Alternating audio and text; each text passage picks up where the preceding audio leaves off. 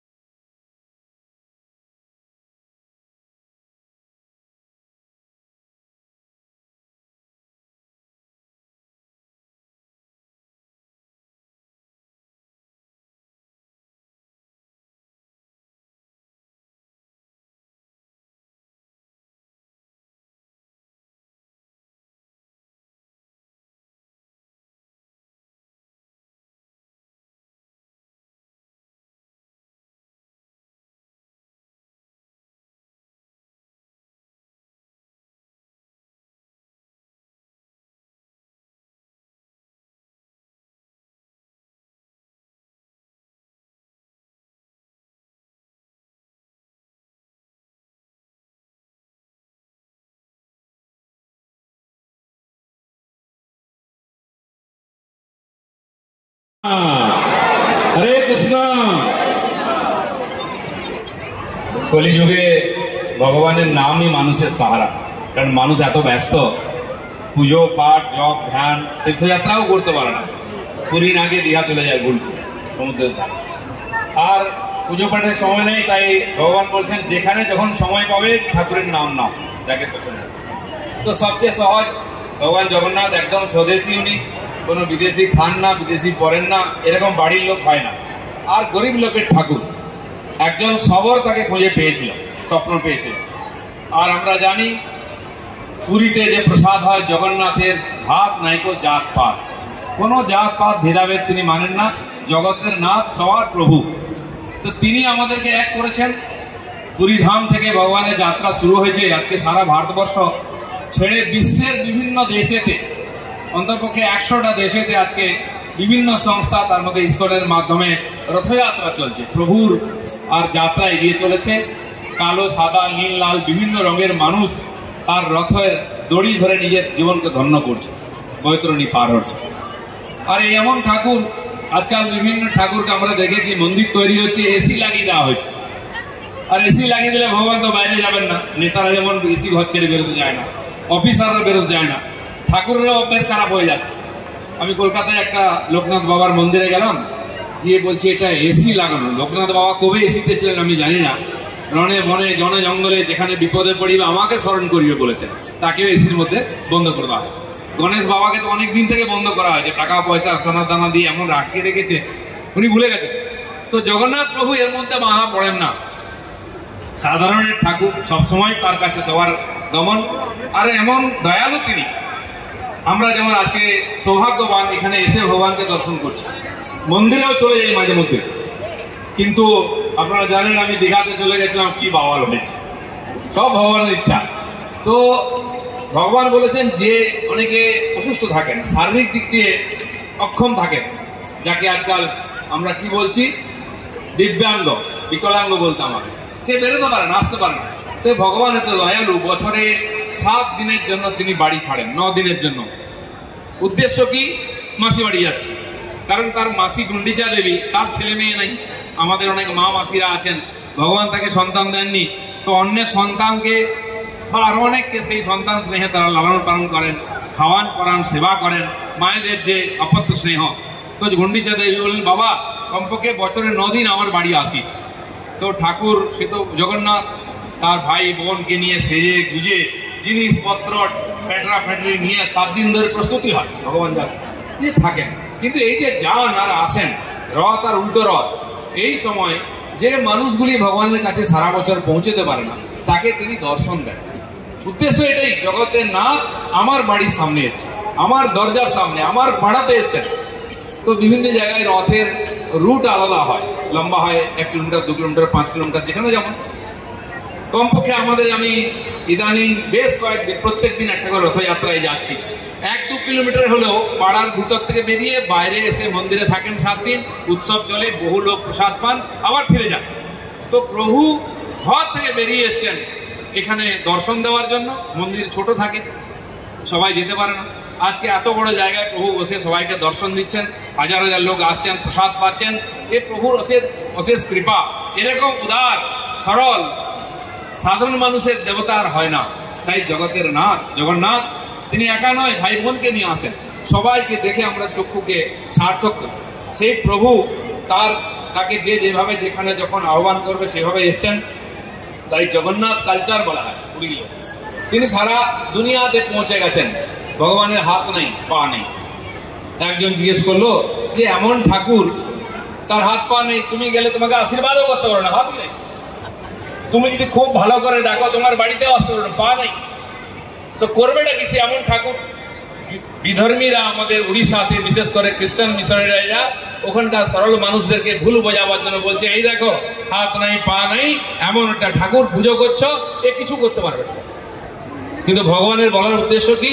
যে আমি 10 বার অবতীর্ণ হয়েছি, কখনো সুদর্শন ধরেছি, তীর ধনুক ধরেছি, খড়গ ধরেছি, দশাবতারের মধ্যে কমপক্ষে নখ দিয়ে অন্যকে হত্যা করেছি, যে পাপ তাপ করছে। আর ভগবান গীতাতে বলেছেন, পরিত্রাণায় সাধুনাম বিনাশায় চতুষ্কৃতম ধর্ম সংস্থাপনার্থায় সম্ভবামি যুগে যুগে। তার আগে আর অনেক লম্বা আছে। তো কি বলেছেন, যখন পাপ তাপ বাড়বে, অত্যাচারীরা অধার্মিকরা প্রভাবী হয়ে যাবে, তো সাধু সন্তের উপর অত্যাচার হবে, ধর্মের নাশ হবে, তখন ধর্ম রক্ষা করতে, সাধু সন্তের রক্ষা করতে আমি অবতীর্ণ হব। 10 বার তো এসেছেন, শেষবার বললেন দরকার হলে যুগে যুগে, মানে বারে বারে আসবো, 11 বার আসতে কোনো আপত্তি নেই, গাড়ি রেডি আছে, চাবি মারবেন চলে আসতেন। কিন্তু কাকে নিয়ে কাজ করবেন? কখনো রাম লক্ষ্মণ এসছেন, তো নল নীল সুগ্রীব হনুমান এসছেন, কখনো পঞ্চ পাণ্ডব এসছেন শ্রীকৃষ্ণকে সমর্থন করে ধর্মরাজ্য রামরাজ্য প্রতিষ্ঠার জন্য। তো এখনো সেরকম ধার্মিক ব্যক্তি চাই যাকে নিয়ে ভগবান ধর্ম স্থাপনা করবেন। তাই ভগবান বলেছেন, দেখো ভাই 10 বার আমি এলাম, আমি কাজ করলাম, আমি লড়াই করলাম, শত্রুদেরকে অধার্মিক লোকদের বধ করলাম, তোমরা কি করলে? সংসার হলো সুখের কুটি, খাই দেয় আর মজা লুটি, ছেলে পুলে বউ বাচ্চা ঘর দৌড়, তারপরে বেশি টাকা পয়সা বাড়িতে, এই বাড়িতে এসি, ওই বাড়িতে এসি, রান্নাঘরে এসি, বাথরুমের মধ্যে ফ্যান, রান্নাঘরে বউর কষ্ট হচ্ছে, দে এসি লাগিয়ে, দে ফ্যান লাগিয়ে, সুখের শেষ নেই। ভগবানকে বলে গেল। তাই ভগবান বলেছেন, এতদিন তো আমি করলাম, একবার তোমরা করো। তাদের কি করবে? আমি কোথাও যাবো না, আমার পা নেই, আর আমি কিচ্ছু করবো না, আশীর্বাদও দেবো না, আমার হাত নেই, তো কি করবো? ভগবানের বড় বড় দুটো চোখ আছে, তাকান একবার কিরকম ড্যাব ড্যাব করে দেখছে।